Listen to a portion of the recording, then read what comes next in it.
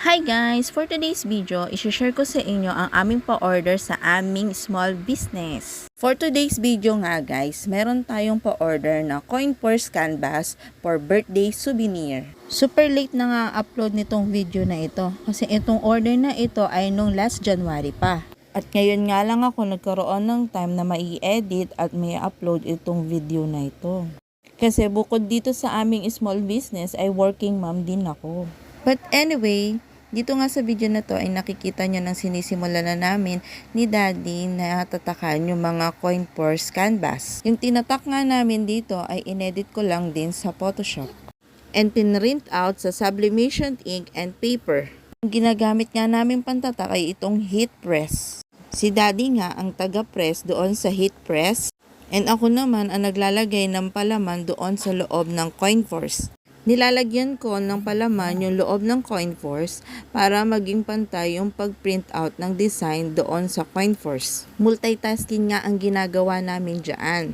Kasi habang ginagawa nga namin itong pa-order namin na souvenir, ay piniprint ko din yung chip bag na gagamitin namin para sa birthday party ng aming baby. Yung chip bag ay ginamit namin pang giveaway para doon sa mga batang umattend ng birthday party ni baby. Okay, balik tayo doon sa ginagawa naming souvenir ni Daddy. And ito na nga ang kinalabasan ng coin purse canvas nung nalagyan na namin ng design. Sunod ko namang ginawa ay binalot ko na isa-isa itong mga coin purse at nilagyan ko ng tagging na thank you for coming. 70 pieces nga itong in-order sa amin na coin purse canvas. At dahil super rush na nga itong ginagawa namin, ay tinulungan na rin ako ni Kuya Aaron na mag-packing nitong mga souvenir. Si Kuya Aaron nga ang naglalagay ng mga coin purse sa plastic and ako naman yung naglalagay ng tagging. Na-appreciate ko talaga ang pagtulong ni Kuya Aaron sa amin.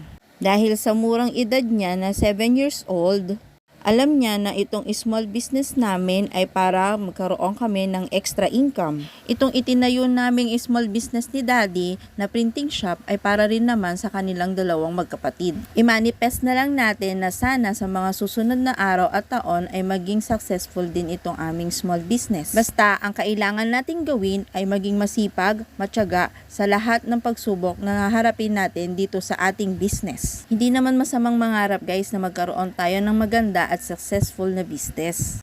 Ginawa namin ni Daddy itong business na ito kasi alam naman namin sa mga sarili namin na hindi habang buhay ay magiging empleyado kami. Kaya habang maaga pa at mga bata pa kami ni Daddy ay sinimulan na namin itong business na ito. Next time guys ay i-share ko naman sa inyo kung paano namin sinimulan itong aming business. And ito na nga po ang aming finished product para sa coin purse canvas souvenir. Sa mga gusto pong mag-order, just PM our page po. Paki-like and follow na rin po ang aming page, Ara Printing Shop and Ara Pam. Thank you for watching. Bye!